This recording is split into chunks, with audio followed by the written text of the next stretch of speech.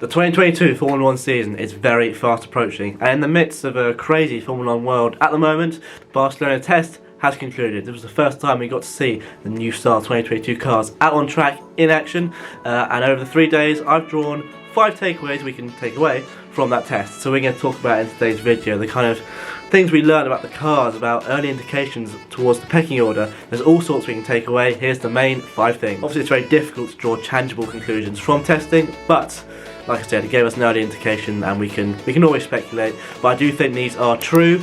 I don't forget to like and subscribe, and boom, let's talk F1.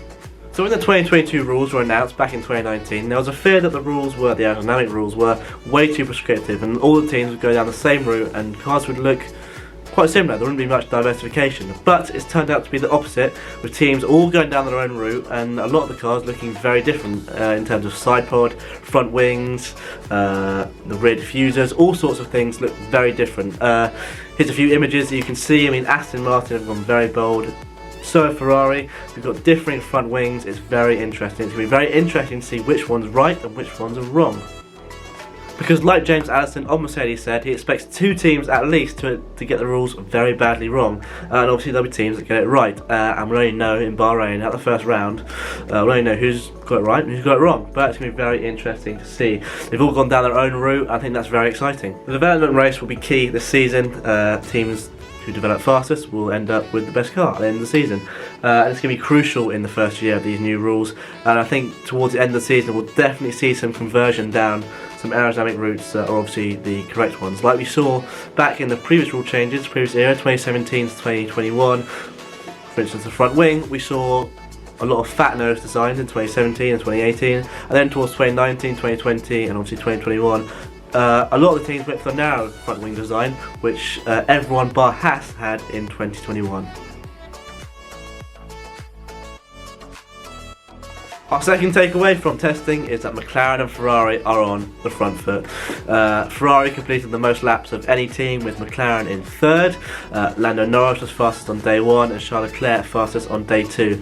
Ominous statements of intent from the 2 teams. Let's not forget Ferrari have had great wind tunnel and CFD time. CFD is computational fluid dynamics, thanks to their awful 2020 season, which saw them finish 6th in the constructors, which then meant they got more wind tunnel and CFD time for the 2022 season and 2021 as well.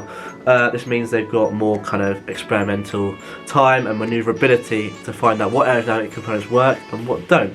So really they've got far less excuses than the top teams such as Mercedes and Red Bull and McLaren, because, well, they've had the most time with those resources. CFD helps visualise aero components on a computer screen. Here's an image, just to clarify that, because I didn't know what it was either. Ferrari also have a great engine carried over from 2021. Obviously the engine looks good in terms of reliability as well, because they didn't really have any issues across the 3 days, and the drivers reported that the car felt very balanced, very planted, so it's looking good for them. Lewis Hamilton made the bold claim that he thought Ferrari was 6 months ahead of everyone else. That's a huge statement, but Matteo Binotto played it down, saying Ferrari are still outsiders, not favourites. But Ferrari did suffer from porpoising, which McLaren did not. Now, porpoising, I've got a video on that on my TikTok. I'll also post it on YouTube in a short, but basically porpoising is, well, the aerodynamic flaw that teams are suffering at the moment, with the car bouncing up and down due to the airflow. Ferrari suffered from it, McLaren did not so much, and Ricciardo says that McLaren's programs across the 3 days in Barcelona were all but flawless. And George Russell of Mercedes agrees that Ferrari and McLaren look very strong. So that's the takeaway from testing.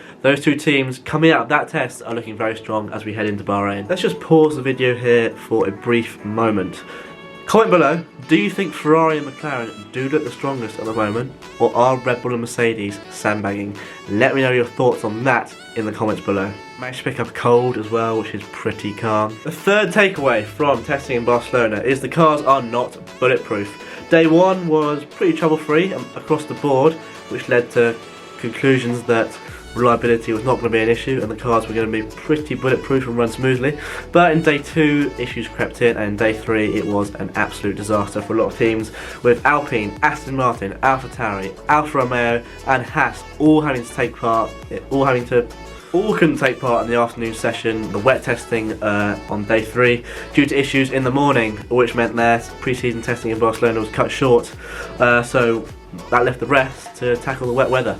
Well, the artificially wetted track. There were 5 red flags on the morning of day 3, and Alpine having probably the biggest issue of them all, a major hydraulic issue on Fernando Alonso's car, and it kind of put Alpine in the spotlight for potentially not having a great car heading into Bahrain. So yeah, reliability was never meant to be a massive issue in 2022, especially in testing in Barcelona. The E10 fuel is, well, not a major change, but the biggest change in the engine since 2014, and most of the engine supplies seem to have dealt with the resulting loss of 20 brake horsepower, but who knows, maybe they haven't, and reliability issues did creep in. The next takeaway we have, of course, Mercedes and Red Bull are going to be mentioned. They are still there, they're still in the fight, they still look strong. These two teams are not set up to fail. If there was any year they were going to fail, it's 2022, after the pressure of 2021 having to be the only two teams to really go full throttle, full force at 2021. Also, they're the most handicapped teams in terms of CFD and wind tunnel, so the odds are stacked against them, but they are the teams, like I said, most set up to win. Lewis Hamilton boldly stated these teams simply do not make mistakes, so Mercedes and Red Bull will be there. Red Bull came out with some interesting design, Adrian Newey flexing his aerodynamic know-how once again with those interesting side pods. Now, although Red Bull didn't light up the timing screens like Mercedes and Lewis Hamilton did on the final day, they were very quietly very strong. Verstappen on the C3 tyres was 0.6 seconds and Hamilton on the C4 tyres, and there's estimated to be a delta between those two tyres of 1.2 seconds. So that's a massive lap from Verstappen there, proving the pace of the Red Bull potentially. I think there must be a little bit of sandbagging from these two teams, but like I said, you can't draw tangible conclusions. It's all kind of just speculation, piecing together an adequate jigsaw, and obviously all will be revealed in Bahrain. But those two teams will of course be strong. And the final takeaway from testing in Barcelona is following would appear to be easier. Let's not forget the whole point of the rule changes in 2022 was for raceable cars that could follow each other and follow each other closely to avoid the dirty air problem that's plagued F1 for the last 2 decades. Carlos Sainz has been outspoken about it, saying it is noticeably easier to follow other cars, and we saw clips of cars following each other closely and not really having issues and kind of looking quite planted behind other cars. Pierre Gasly and Alex Albon backed up this statement, agreeing with Carlos Sainz, so it's looking good for raceable cars. During the rain on day 3, you could see the vortices and the spray kind of proving the improvement of the new aerodynamic structure, which is helping kind of deflect the airflow away and clean up the air for the cars behind.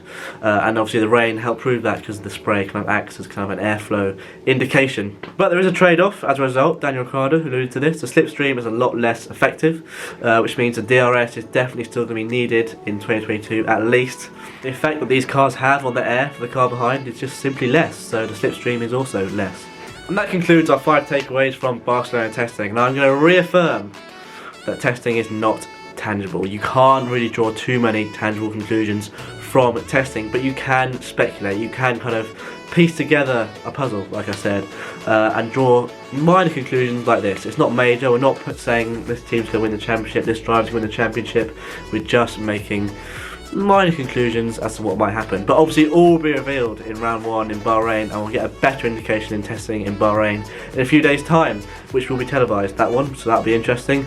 But I cannot wait for Bahrain to see the competitive order. It could be anything. That's what's so exciting about 2022. So don't forget to like and subscribe, just do it, don't even think about it, just like and subscribe, and don't forget to comment below on where you think Ferrari or McLaren look the strongest, or whether Mercedes and Red Bull are sandbagging. Comment your thoughts on that below, like, subscribe, and I will see you in the next video.